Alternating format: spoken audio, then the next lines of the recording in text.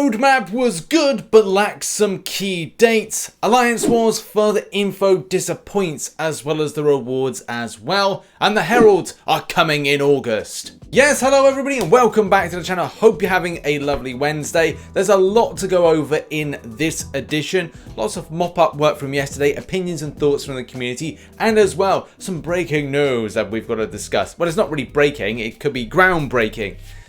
Probably isn't, but it's important, damn it.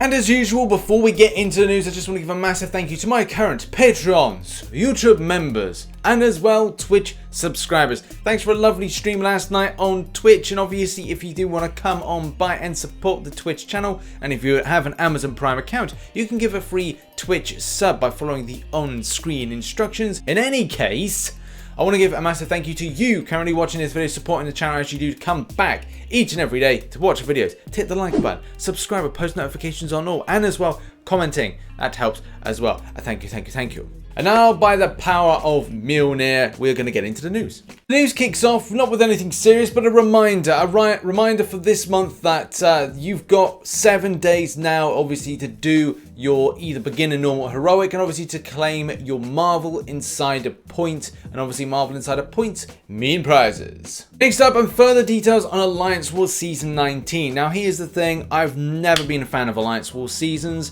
and I don't think I will ever be a fan until it gets a massive overhaul. And even though it looks like we've got these kind of changes coming in, I'm still not overly sold on this as an ongoing mode, an alliance-based cooperation and fair event in general. Now, what I assume from this particular season 19 is this was built prior to what was going to happen from the general feedback. And I think now with this kind of line here about on the 25th of June, by the way, guys, so that's tomorrow, War Future, brand new vision for the future of Alliance Wars and the gameplay it may bring. So this may be a case that even though Kabam looked to disappoint in season 19, that there may be positivity down the line with more of a future overhaul. And I certainly hope that is the case, that on the 25th of June, so tomorrow, we find out the extent of what Kabam are going to do to this event mode. And as I said, my personal hope is to completely just wipe slate of it and actually kind of put something in that's new, or maybe something that is just dramatically different. There's some real annoying kind of like new, well, I don't say it's not even improvements, it's new kind of like things that are frustrating. So I'm not massively a fan of these two new being added in, and even the updates to certain things just doesn't really ring that this has been taken into consideration with the general feedback. Continuing on from this, we've got attack tactics being put in with more detail, and there are some kind of like, well, there's little bits of good news in the sea of like, well, does this really help news? And that's that, you know, we've got flow that goes with, well, flow. Now here's the thing, I'm just having a quick look to see if a lot of the champions that we would necessarily use against that, you know, obviously ending with a heavy attack, if they are hashtag control, which in my mind is like really specific. And even like looking at the likes of a champion that I use a lot in Alliance Wars, which is Dr. Doom. Dr. Doom is hashtag offensive, damage over time, defensive guard, and villain. Oh, and obviously metal and size medium. But the fact is, he's not a hashtag control, which that's weird. That's annoying as well. But obviously there are hashtag control champions out there. I just find it a little bit weird, it just not being why it's so specific to hashtag control. The fact is, when you look at the likes of your, say, gold 2s, gold 1s, lesser degree like platinum 4s, and anything kind of like lower than that, it does seem that it's not really a case people can get that big oomph to their rosters, with a real lack when it comes to the 5-star crystal shards for anything lower than say like gold 1 or gold 2, and the same thing with the extent of 6-star shards.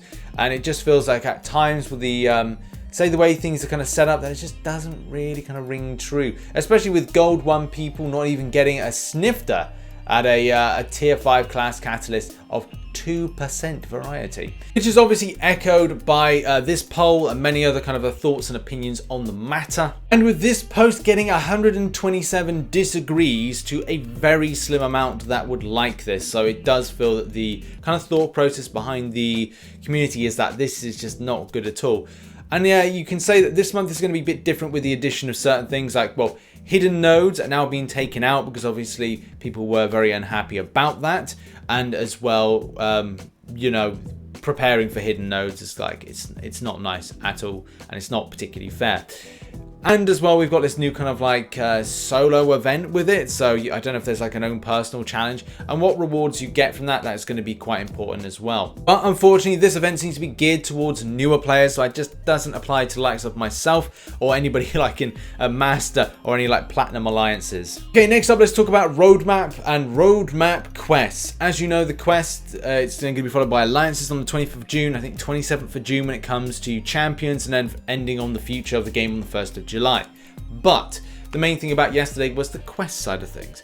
One thing that I did point out to Kabam, I did say to them in a message prior to the kind of embargo date and obviously releasing the info, was that I felt that players would be asking questions of dates.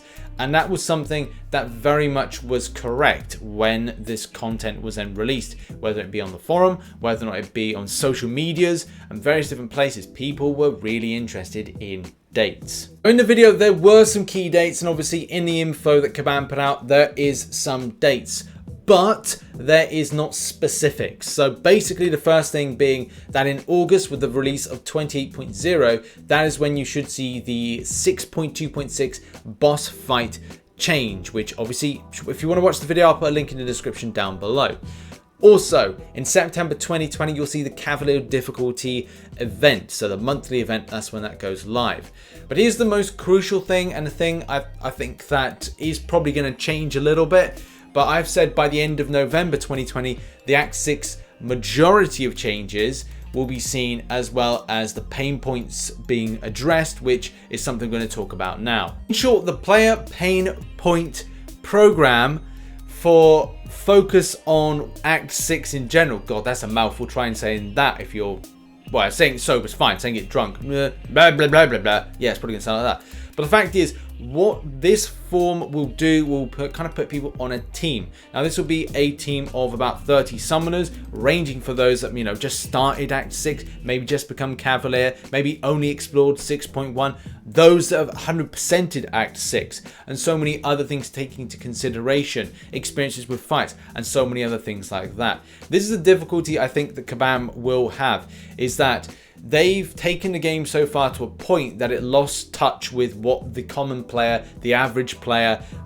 basically experienced the game at, which now basically means that they've got to backtrack to that particular subject. And as well, obviously look at things like, well, look, if somebody can, with a load of units, complete Act 6, but won't be able to explore it because they don't have champion availability. The fact that it's very much a case people could say it's pay to win when it comes to like grabbing certain champions to make the content easier, unit spend, so many different factors. Those all have to be considered when building a team, a response side of things, in order to make sure that this content is tailored to be correct. And that's the problem. If you go too far, you get very out of touch with the common player. Then it's the case now we've got to spend time stalling the game in 2020 to then bring it to a point where it's more fairer and it works better and is really in keeping in touch with the player base when it comes to later parts of the year. My personal hope is this is actually completed and done by at least September. But here's the thing. I don't know how long it's going to take. And this is a thing that Kabam would be really beneficial for them to actually say, look, here's like how things are going to break down. Even saying like, look, you know, it'll take us 3 weeks to set up the group, this kind of feedback group, the player focus group. It will then take us a further month to then gather all that stuff and plan out where we're going to improve things. And then it may take a month to 2 months. I'm not a games developer, so I don't know how long this takes. But this is the thing about going, right, well, where do Kabam feel this is going to be from a timeline? Like, you know, X time to do the group, X time to gather the information, and X time to do this. I think it's a tool of project management, and that's the thing. I understand that Kabam would be working on various projects at this given time.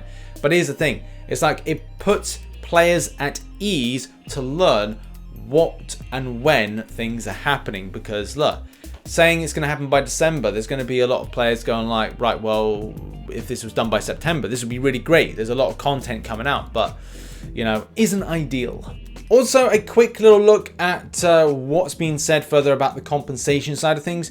Do bear in mind, a lot of this stuff that's referenced in the particular piece does talk about like lower act compensation. Obviously, if you've seen my video yesterday, you'll know that. But also the fact this command Mike says here, just to clarify, no, there's in relation to Act 2 and the changes to earlier acts, and as well Act 6 will be treated differently, but we don't know what it looks like yet. And compensation scaling for Act 6 is going to be very different, because at the end of the day, if you've only done like a 6.1 kind of initial clear, then would you be expecting to see something that is branded as a general type of fee, general type of compensation for an entirety of Act 6 grinder? So like saying, right, well, someone that's explored Act 6 is going to get, you know, I'm just, again, throw something out there, say get a full 6-star crystal. But when it comes to the person that's just done 6.1, it's going to get a full 6-star crystal as well. You kind of go like, well, that doesn't really scale fairly with one type of situation and the other. So that's the thing. There should be lots of different types of breakdowns of compensation for this, and I'll be waiting to see what this is about, because like I've done initial completion of Act 6. I've done a lot of the content in Act 6. I've done a few kind of paths explored, not all of them, bit wishy-washy. So yeah, it's gonna be interesting to find out what you get. Also, shout out to Marco, who reminded me of what characters I can now kind of like, I don't know, tease that we might be getting in August, obviously based on this. So as you can see, front and center, it says Herald difficulty side quest for August. Obviously, Herald, there's the Silver Surfer synergy that's now been expanded with another Herald of Galactus, and I now have my theories. And that theory basically boils down to, I think we're getting Cosmic Ghost Rider, and I think there's more to the story that meets the eye. Punisher is missing from the puzzle, as well as associations with Mephisto, and as well the Watcher and Galactus could actually mean for a really decent story linking kind of story arc. But as well, there has been plenty of people in comment sections and as well on social medias that have reminded me that they can't see Thanos in the puzzle itself, which is very important, because if you've seen my video, which I'll put a link to in the description, about this whole kind of story arc, this pairs together very, very nicely. Now on to our final story, which is arena predictions. All predictions are down below at the moment. 65 mil for the 5-star version of Hitmonkey, 12 mil for the 4-star version. It's a great champion, good amount of bleed damage, nice and kind of like punchy. Yeah, pretty cool. Go and obviously check out the champion, and 1.6 mil for Venom Pool as a 4-star basic. So yeah, go and do a grind. And obviously the 3-star 1.5 mil is a given. But there we go. There's my predictions. Correct. And there we go, that's been Marvel Contest of Champions news for Wednesday. Hope you enjoyed it. If you did, hit the like button, subscribe for more Marvel Contest of Champions based content and other random games at times. Yes, I do. I do play other games. And yes, there's some stuff here. There's some other stuff down there. Go check it out. Bye-bye. Yes, hello everybody. Welcome.